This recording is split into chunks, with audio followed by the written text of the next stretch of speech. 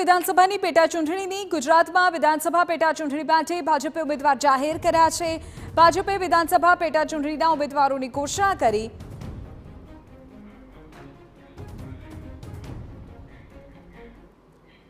તેરાજ મુદ્દે વધુ જાણકારી સાથે અમારા સંવાદદાતા કિંજલ મિશ્રા અત્યારે લાઈવ જોડાઈ ગયા છે। તો કોંગ્રેસમાંથી ભાજપમાં આવેલા તમામ ઉમેદવારોને ટિકિટ કિંજલ આખરે સ્પષ્ટ થઈ જશે પરિણામો પરથી કે વ્યક્તિ જીતે છે કે સિમ્બોલના આધારે મત પડે છે।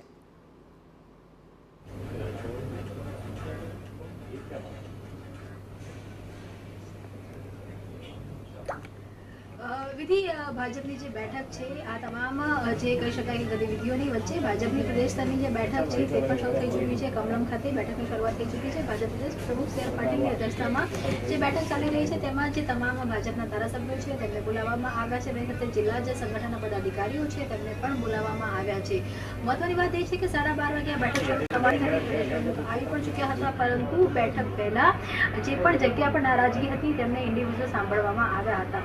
સાબરકાંઠામાં જે રીતનો જે ચરુ છે નારાજગીનો અથવા તો આંતરિક જે કહી શકાય કે જે નારાજગી છે તેનો જે ચરુ વિરોધનો ચરુ જોઈ શકાય છે। અને ખુદ ભીખાજી ઠાકોરે પણ જ્યારે પોતે વાત કરી ત્યારે એમણે તે એવું સ્પષ્ટ રીતે કહ્યું હતું કે જો મને ટિકિટ આપવામાં આવતી તો હું જીતી શકતો હતો। એનો મતલબ જ એ હતો કે અંતરાત્માનો અવાજ એ હાઈકમાન્ડનો અવાજ હતો।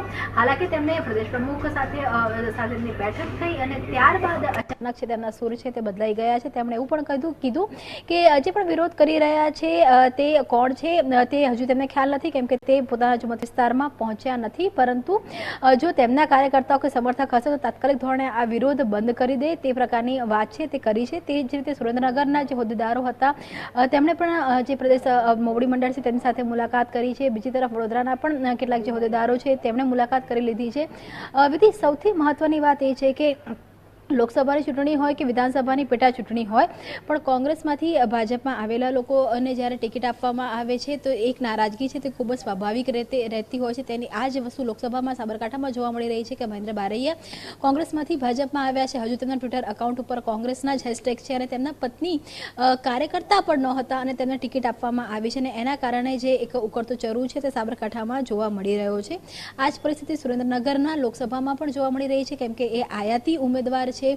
તેમનું પણ મૂળ ગોત્ર કોંગ્રેસ હતું, એટલે જે એક અવાજ છે તે શરૂ થઈ ચૂક્યો છે। વિધિ એવું ચોક્કસ કહી શકાય કે ભાજપ એક તરફ વન વેની વાત કરી રહી છે, ક્લીન સ્વીપની વાત કરી રહી છે, પરંતુ ભાજપમાં જ આંતરિક આ વખતે રમખાણો ખૂબ જ છે અને એ જ કારણ છે કે આ બેઠક પણ બોલાવવામાં આવી રહી છે। કેમ કે આપ જુઓ કે જે 4 નેતાઓએ એવું કીધું હતું કે તે એમની મનની અવાજ સાંભળી અને ભાજપમાં આવી રહ્યા છે, તેમને પક્ષ પાસે કોઈ જ કમિટમેન્ટ નથી। એ 4 પૂર્વ ધારાસભ્યો હવે ભાજપના મેન્ડેટ ઉપર લડવાના છે।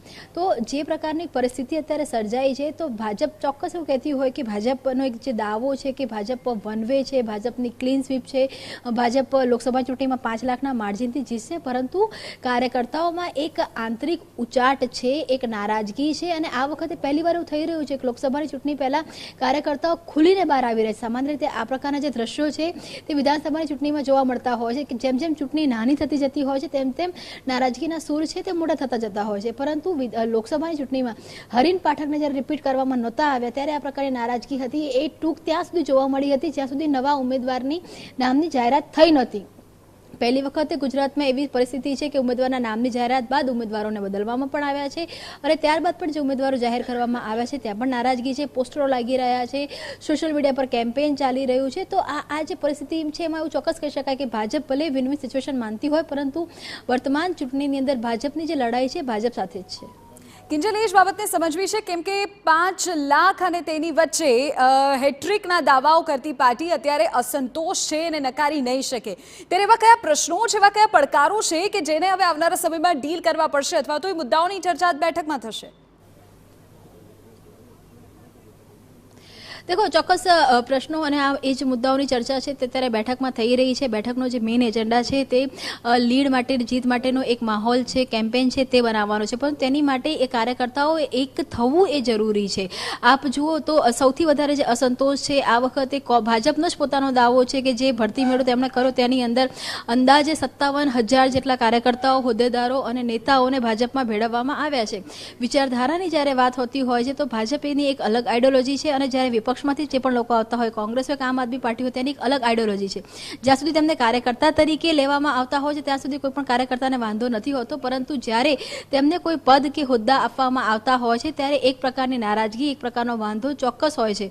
અને ગુજરાતનો જ ભૂતકાળ રહ્યો છે કે અલ્પેશ ઠાકોરને પણ જ્યારે ભાજપમાં લેવામાં આવ્યા તો રાધનપુરથી પહેલી ચૂંટણી હતી તે હાર્યા હતા. જવાહર ચાવડા ભાજપમાં આવ્યા બાદ ચૂંટણી છે તે હાર્યા છે. તો એવું પણ નથી કે બિલકુલ કાર્યકર્તાઓની જે વાત છે તેને નકારી કાઢવામાં આવે છે તો તેના પરિણામ યોગ્ય આવતા હોય છે. અને એ જ બીક ભાજપમાં અત્યારે ચોક્કસ છે, કેમ કે લોકસભાની જો વાત કરવામાં આવે તો ભાજપમાં 26 બેઠકનો નિર્ધાર છે તે કરવામાં આવ્યો છે. ન માત્ર નિર્ધાર પરંતુ 5 લાખની લીડની વાત કરવામાં આવી છે, પરંતુ આ 5 લાખની લીડમાં ભાજપને આ વખતે ખતરો કોંગ્રેસથી નથી પરંતુ જે ભાજપનું આંતરિક રાજકારણ છે તેના કારણે ક્યાંક ને ક્યાંક જે માહોલ છે તે બગડી રહ્યો છે. જો લોકસભાની વાત કરવામાં આવે તો તેની માટે વિધાનસભા પર ફોકસ કરવું ખૂબ જરૂરી હોય છે કે એક લોકસભામાં 6 થી 7 વિધાનસભા આવતી હોય છે. જ્યાં સુધી વિધાનસભાની અંદર એક પ્રકારનું માર્જિન નક્કી નથી થતું, એક પ્રકારનો માહોલ નથી બનતો, ત્યાં સુધી લોકસભાની જે વિનેબિલિટી છે અથવા તો જે ટાર્ગેટ છે તે અસર કરવો થોડો અઘરો થતો હોય છે.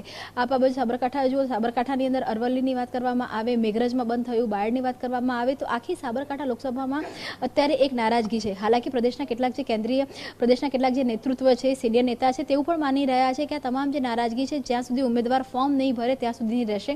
એક વખત ઉમેદવારો ફોર્મ ભરી દેશે ત્યારબાદ કોઈ નારાજગી રહે તે પ્રકારનું નથી. અને કદાચ જે સમય રહ્યો કે લોકસભાની અંદર જે રીતે 2 ઉમેદવારોના નામની બદલી કરવામાં આવી ત્યારે બાદ પણ કેટલાક કાર્યકર્તાઓ છે કે તેમને એ પ્રકારની પૂરો વિશ્વાસ છે કે હજુ પણ જો તે પોતાની વાત યોગ્ય સ્તર પર મૂકશે તો બદલાવ છે તે થઈ શકશે. પરંતુ જે અત્યારે સમાચાર મળી રહ્યા છે તે પ્રમાણે ભાજપ અત્યારે કોઈ પણ પ્રકારનો બદલાવ કરવાના, હવે નામોને લઈને બદલાવ કરવાના મૂડમાં નથી. તો બીજી તરફ જે આયાતી નેતાઓની આપ વાત કરો અથવા તો જે કોંગ્રેસમાંથી નેતા આવેલા છે તેમની વાત કરો અથવા તો જે ભાજપમાં પ્રાથમિક સભ્ય પણ નથી એ પ્રકારના જ્યારે કાર્યકર્તાને ઉમેદવાર તરીકે પસંદ કરવામાં આવી રહ્યા છે તો એની એક જે નારાજગી છે તે ચોક્કસ જોવા મળી રહી છે. હવે એ નારાજગીને ભાજપ કેવી રીતે ખાળશે?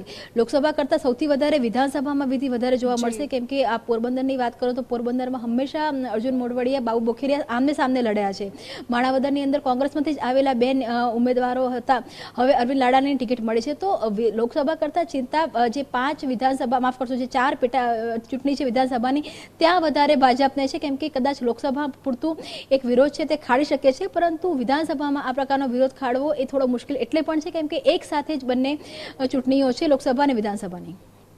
બિલકુલ કિંજલ, ખૂબ મહત્વપૂર્ણ જાણકારી આપ અત્યારે આપી રહ્યા છો. મારા સંવાદદાતા જે પ્રકારે કહી રહ્યા છે કે કેટલાક એવા મહત્વપૂર્ણ મુદ્દાઓ છે કે જેને લઈને આજની આ બેઠકમાં ચર્ચા થઈ રહી છે, જેમાં નારાજગી, અસંતોષ, આ બધા મુદ્દાઓ એટલા મહત્વપૂર્ણ છે કે જેને લઈને આગામી જે રણનીતિ છે તે ચોક્કસપણે નક્કી થઈ જશે.